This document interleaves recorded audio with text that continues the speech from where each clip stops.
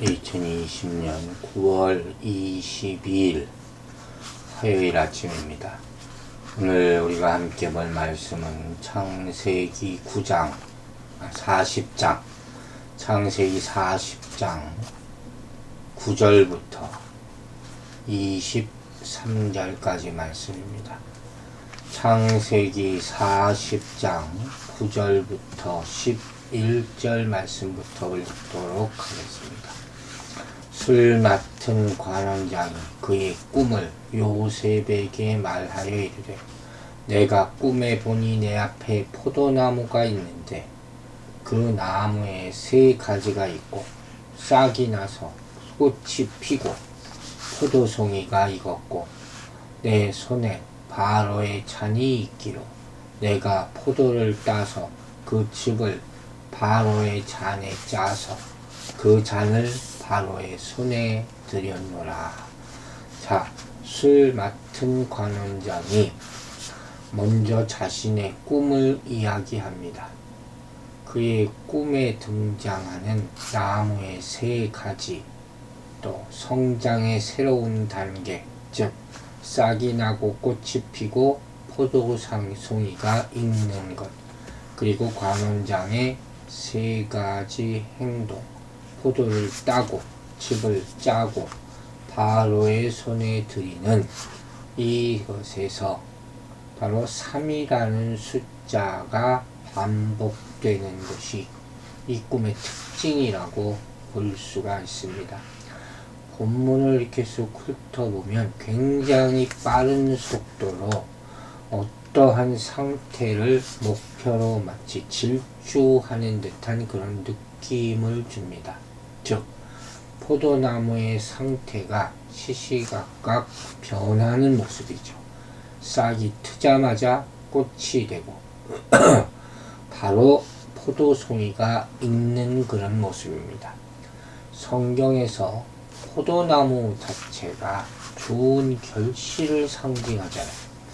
그러니까 이것은 어떤 커다란 성취를 향하여 달려가는 그런 신비스러운 어떤 힘이 그 계획한 일을 성취하기 위해서 바쁘게 전개되는 그런 모습을 보여주고 있습니다.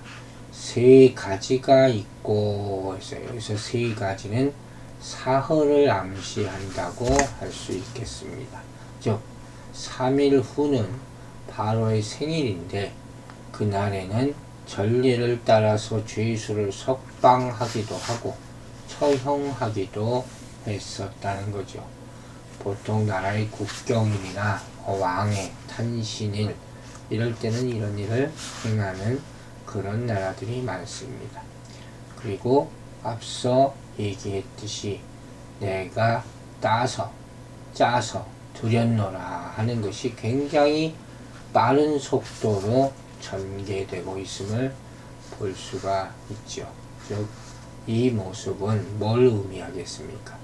그들이 영광스러운 자리에 복귀할 날이 멀지 않았다는 소망을 보여주는 그런 묘사를 할 수 있을 것 같습니다.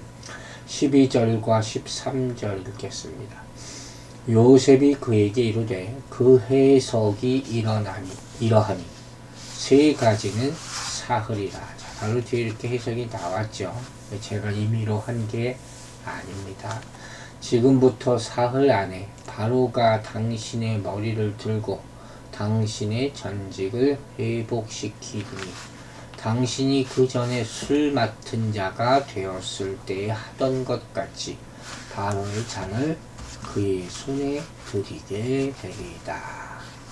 그 해석이 이러하니 하고 요셉이 곧바로 조금도 머뭇거리지 않고 꿈 해몽을 합니다. 그것은 요셉이 하나님의 지혜영, 계시영으로 충만해 있었음을 보여주는 그런 장면입니다. 여기서 머리를 댄다 하는 것은 수치스러운 상태에서 감옥에 갇혀있는 죄인들이 그렇겠죠. 바로 영예로운 지위로 올리움을 받는 것을 뜻하죠. 사면이나 복권 그리고 은택을 받음을 뜻하는 그런 표현입니다. 요셉의 해석은 명쾌하다고 할 수 있죠. 바로가 사흘 안에 술 맡은 관장의 머리를 들고 즉 전직을 회복시키고 바로의 잔을 그의 손에 드리게 할 것이다 하고 설명을 합니다. 이 술 맡은 관원장의 미래를 아주 긍정적으로 묘사하는 것이죠. 참 요셉의 꿈 해석은 놀랍다고 이렇게 말할 수밖에 없습니다. 우리가 아는 바와 같이 우리는 잠시 후에 있을 일조차 알 수가 없을 때가 많아요. 그 인간의 한계, 연약한 인간의 한계죠. 그런데 하나님은 우리 미래의 일을 알고 또 알려주시기도 합니다. 참 놀랍지 않습니까? 하나님이 미래의 일을 아시는 것은 그분만이 만물의 주관자이시기 때문이에요. 우리의 과거, 현재, 미래뿐 아니라 신자의 모든 삶의 여정도 그분의 다스리심과 통제 안에 있음을 믿으시기 바랍니다. 그렇기 때문에 우리는 만물의 주관자이신 그분을 인정하고 신뢰해야 할 줄로 믿습니다. 자, 14절 15절 봅니다. 당신이 잘 되시거든 나를 생각하고 내게 은혜를 베풀어서 내 사정을 바로에게 아뢰어 이 집에서 나를 건져 주소서. 나는 히브리 땅에서 끌려온 자요 여기서도 옥에 갇힐 일은 행하지 아니하였나이다. 요셉은 술 맡은 관원장이 잘 될 것이라고 확신을 합니다. 그래서 자신의 억울함을 그에게 토로하며 나중에 자신을 감옥에서 꺼내달라고 부탁을 하는 그런 모습이에요. 나를 기억해달라. 그런 표현을 계속 썼어요. 그래서 술 맡은 관원장이 복직될 것에 대해서 확신하고 있는 것이고 또 자신의 억울한 처지를 강조하는 그런 모습이죠. 자신이 히브리 땅에서 끌려온 자 그리고 애굽에 와서 감옥에 들어갈 만한 잘못을 저지르지 않았다. 이것을 이 사람한테 얘기해 주는 거죠. 이 모습, 이렇게 호소하는 거잖아요. 이 모습은 자신이 이유 없이 고통당하고 있기 때문에 하나님이 그를 시험하신다는 그런 의미를 포함하고 있는 것이에요. 여기서도 또 요셉이 자신을 히브리인으로 소개하고 있어요. 아브라함의 후손으로 언약의 백성임을 잊지 않고 있다. 이게 참 중요하죠. 우리가 어려움에 빠질 때마다 하나님의 약속을 기억한다는 것. 참 중요한 것입니다. 우리가 성경 암송을 하는 것도 어떤 의미로 이것과 일맥상통한 것이라고 여겨집니다. 자, 16절, 17절 보겠습니다. 떡 굽는 관장이 그 해석이 좋은 것을 보고 요셉에게 이르되 나도 꿈에 보니 흰떡 세 광주리가 내 머리에 있고 맨 윗 광주리에 바로를 위하여 만든 각종 구운 음식이 있는데 새들이 내 머리의 광주리에서 그것을 먹더라. 자, 요셉의 해석에 고무된 떡 굽는 관원장도 자신의 꿈을 이제 요셉에게 얘기합니다. 듣고 보니까 동료의 꿈 해석이 그럴듯했거든요. 그 해석이 좋은 것을 보고 처음에는 좀 믿었지 않게 생각했을지도 모르죠. 그러나 술 관원장에 대한 꿈의 해석이 좀 소망적인 것을 보고 자신의 꿈도 아주 좋을 것이다. 길몽일 것이다. 하는 기대를 건 거예요. 왜? 두 관원장의 꿈 사이에 유사성이 있었기 때문이죠. 동시에 꿨잖아요. 그런데 안타깝지만 이 떡 굽는 관원장의 꿈은 특별한 특징이 없어요. 흰떡 세 광주리가 그의 머리에 있었고, 여기서 세 광주리도 역시 3일을 의미한다고 할 수 있는데, 당시 애굽의 남자들은 물건을 머리에 날랐다 그래요. 여자들은 어깨에다 메어서 이렇게 날랐다고 합니다. 3일을 나타내기 위하여 각각 그 사람이 관련된 그런 사물이 이용된 점이 흥미롭기는 하네요. 그런데 안 좋은 것이 뭐냐면 새들이 그것을 먹었다 하는 거예요. 그가 만약에 새를 쫓아내 버렸으면 아마 괜찮았을지도 모르는데, 이것이 바로 쫓아내지 못한 것이 결정적으로 흉조의 원인으로 보입니다. 새나 뭐든지 우리 머리 위에 머물러 있으면 악할 때가 많아요. 지나가는 건 어떨지 모르지만, 그죠? 그러나 있을 때는 쫓아내야 된다는 거예요. 바로에게 드리던 것을 새들이 먹어버렸다. 불길한 예감이 드는 거죠. 18절 19절입니다. 요셉이 대답하여 이르되 그 해석은 이러하니 새 광주리는 사흘이라. 자, 해석을 하죠. 지금부터 사흘 안에 바로가 당신의 머리를 들고 당신을 나무에 달리니 새들이 당신의 고기를 뜯어 먹으리라 하더니, 요셉의 해석은 이번에도 아주 명쾌합니다. 사흘 안에 바로가 떡 굽는 관원장의 머리를 들고 나무에 매달고 새들이 고기를 뜯어먹고, 자, 그의 미래가 어떻다는 것이 금방 나타나죠. 20절, 21절, 22절 보겠습니다. 제3일은 바로의 생일이라. 바로가 그의 모든 신하를 위하여 잔치를 베풀 때 술 맡은 관원장과 떡 굽는 관원장에게 그의 신하들 중에 머리를 들게 하니라. 자, 정말 생일이 돼서 둘을 부르네요. 바로의 술 맡은 관원장은 전직을 회복하며 그가 잔을 바로의 손에 받들어 드렸고, 떡 굽는 관원장은 매달리니 요셉이 그들에게 해석함과 같이 되었으나.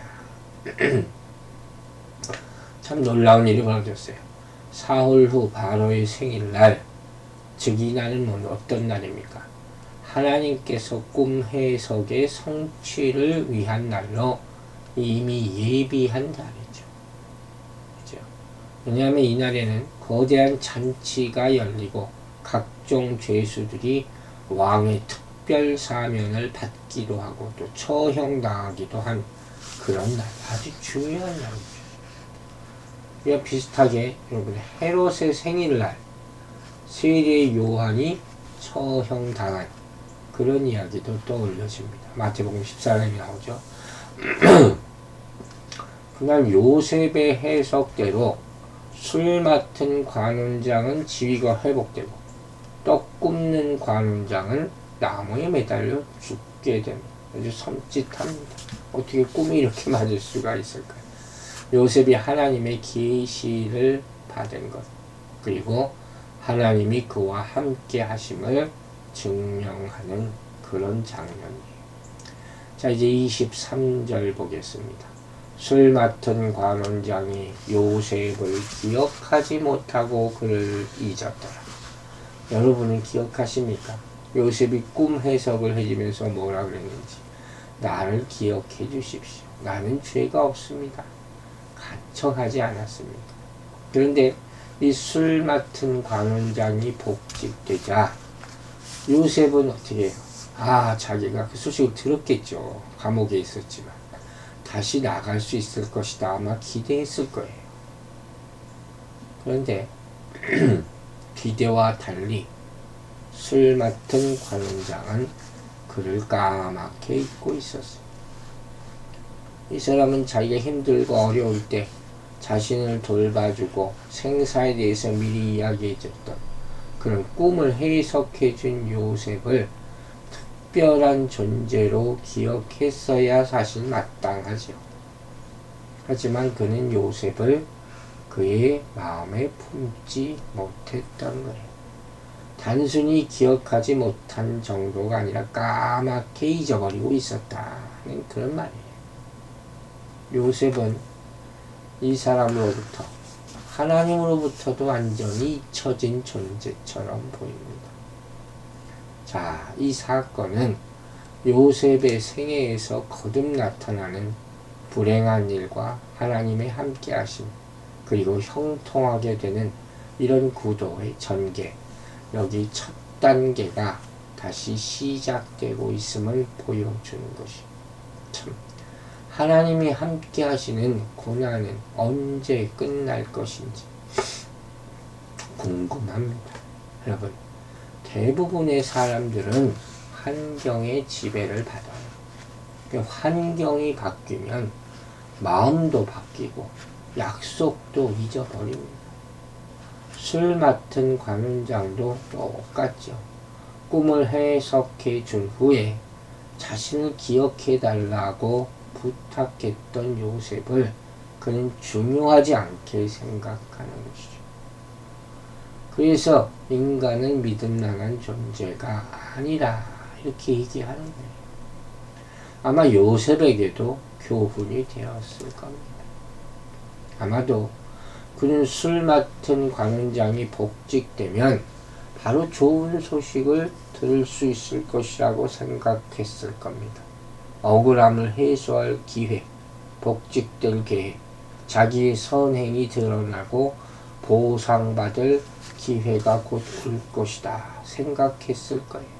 하지만 시간이 지나면서 그 기대는 와르르 다 무너지게 되는 것을 경험하게 됩니다. 그러나 여기서 중요한 교훈이 한 가지 남아 있습니다. 요셉은 인간의 기억 속에서는 사라졌을지라도 하나님의 기억 속에는 뚜렷이 남아 있다 하는 것입니다. 우리는 세상 속에서 잊혀가고 기억되지 않는 하찮은 존재로 살아가는 시절이 있을 수 있습니다. 그러나 하나님은 항상 우리를 기억함을 잊지 마시기 바랍니다. 적어도 몇 년 동안 요셉은 하나님만을 의지하며 사는 훈련을 더 받게 됩니다. 그런데 왜 이랬겠습니까? 그래야 그가 나중에 총리가 돼서도 하나님만을 의지할 수 있기 때문일 줄로 믿습니다. 즉, 이 사건 이후 닥쳐온 요셉에게 닥쳐온 2년이라는 세월은 사랑하는 자에게 대한 하나님의 마지막 연단이었던 것입니다. 우리에게 지금 닥친 시간이 고난이라면, 핍박이라면 하나님은 그것을 알고 계심을 잊지 마시기 바랍니다. 그리고 이 연단의 시간을 잘 견뎌내어 정금같이 되어 나아갈 줄 믿으시는 여러분들과 저가 되기를 주의 이름으로 축원합니다. 기도하겠습니다. 아버지 하나님, 오늘도 주님이 우리와 함께 하심을 믿습니다. 이 고난의 시간들을 잘 이겨낼 수 있도록 오늘도 도와주시고 하나님의 깊은 뜻을 깨달을 수 있도록 불평, 불만, 원망이 없게 하여 주시고 잘 견뎌내어 정금같이 되어 나올 수 있도록 연단되어 강하고 담대한 하나님의 군사 될 수 있도록 축복하여 주시옵소서. 감사드리며 예수 그리스도의 이름으로 기도했습니다. 아멘.